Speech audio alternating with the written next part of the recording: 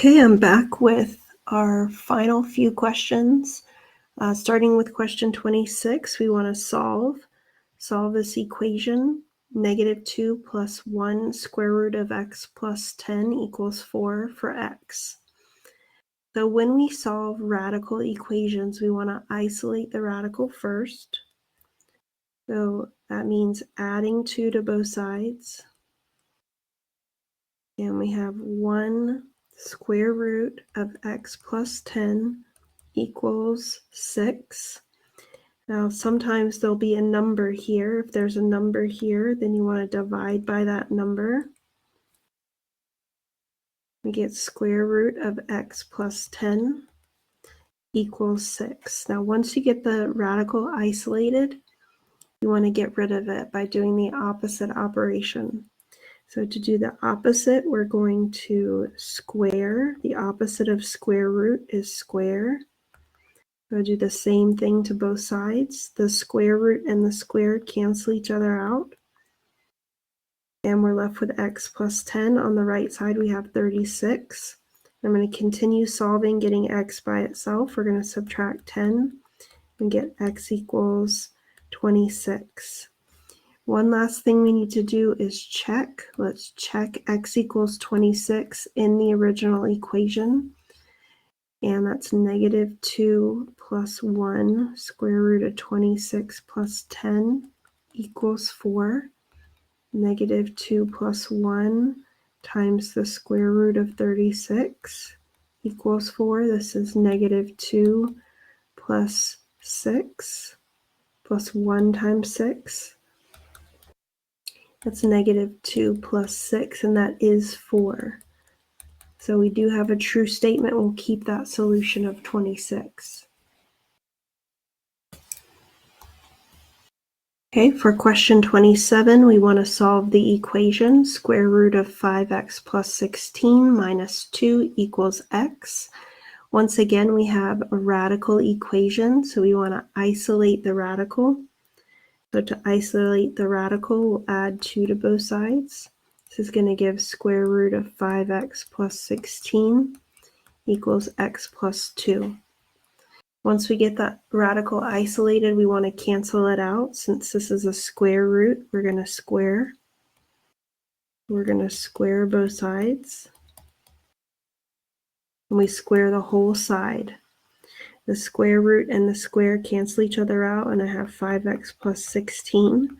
On the right side, we're going to multiply that out. X plus 2 times x plus 2. We have 5x plus 16 equals x squared plus 2x plus 2x plus 4. I can combine like terms on the right side, and that would give me x squared plus 4x plus 4. Now I'm noticing on this example that I have the x squared. That makes this a quadratic equation, and with quadratic equations, we want to use the zero product property. The zero product property is when we have one side of the equation being factored and the other side equal to 0, and we're able to simplify by setting each factor equal to 0. Okay, so this is the zero product property, so I need to write this equation in that format. We need to start by having the equal 0 on one side. So I'm going to move all the terms to one side. So let's subtract the 5x on both sides. Let's subtract the 16 on both sides, and that would give me the 0 on one side. So I have 0 equals x squared minus x minus 12. And once I get it with the 0 on one side, then what I have to do is write the other side in a factored form. So I want to factor this x squared minus x minus 12. So this doesn't have any greatest common factor. This has 3 terms with a leading coefficient of 1. So I'm going to be able to set up my 2 factors. We have x and x. X times x is x squared. 4 times 3 will give me 12, and I need the middle term to be a -1, so I'll put a negative on the bigger number. I have my factorization here. I want to double check. X times x is x squared. We'll multiply the outside 2. That's positive 3x. The inside 2, negative 4x. That gives me the right middle number when I add those two together. And negative 4 times positive 3 will give me a negative 12. So I do have the correct factorization, and once we get it factored, we're going to set each factor equal to 0. And I'll add 4 to both sides to get x equals 4, and I'll subtract 3 on both sides to get x equals -3. Now I do have one more step that I need to do because we have to check to make sure that we didn't get any extra solutions. So we're going to substitute back into the original. So we're going to check x equals 4. Okay. And square root of 5 times 4 plus 16 minus 2 equals 4. That's square root of 20 plus 16 minus 2 equals 4. That's square root of 36 minus 2 equals 4. Square root of 36 is 6. And 6 minus 2 is equal to 4. So that solution works. Now let's check the other one. Let's check x equals -3. So the square root of 5 times -3 plus 16 minus 2 equals -3. Square root of plus 16, that's a 1. Minus 2 equals -3. Square root of 1 is 1. And 1 minus 2 is -1. And -1 does not equal -3. So we're going to have to throw that solution away. So the only solution is x equals 4. Okay, for number 28, we want to find the distance between the points 4, -2 and 1, -4. Now we do have a formula for the distance between 2 points. So this is the distance formula. It's square root of x2 minus x1 squared plus y2 minus y1 squared.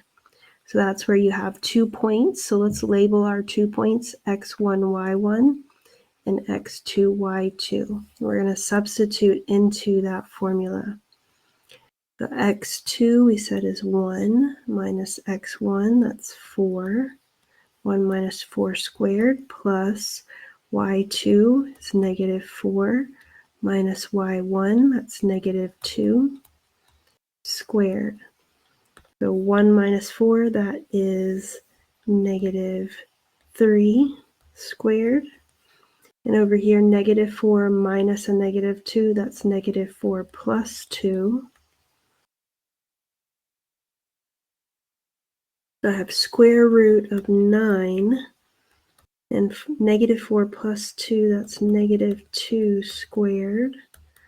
So we have square root of 9 plus 4, that's square root of 13.